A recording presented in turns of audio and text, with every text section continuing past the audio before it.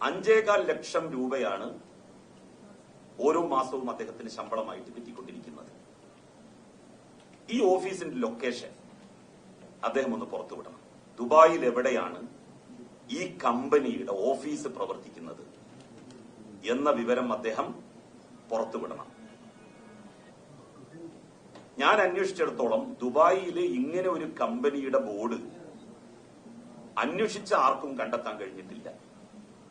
ഇനി ഏതെങ്കിലും ഉൾഭാഗത്ത് ഒരു ചെറിയ ബോർഡോ മറ്റോ വെച്ച് അങ്ങനെ ഒരു കമ്പനി ഉണ്ടോ എന്നുള്ളത് അറിയില്ല. ഭക്ഷണ വസ്തുക്കളുടെ വിൽപ്പനയാണ് ഈ കമ്പനി നടത്തുന്നത് എന്നാണ് പറയുന്നത്.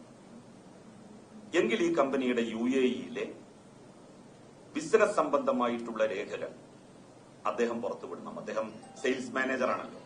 അദ്ദേഹത്തിന് UAE റെസിഡൻസി എന്നുള്ള നിലയിലുള്ള വിസ എന്ന് വെച്ചാൽ കമ്പനി ഉദ്യോഗസ്ഥനാണ്, സെയിൽസ് മാനേജറാണ് എന്നുള്ള വിസ 2018 മുതലുണ്ട്. 25/3/2018 മുതൽ 19/12/2020 വരെ 19/12/2020 വരെ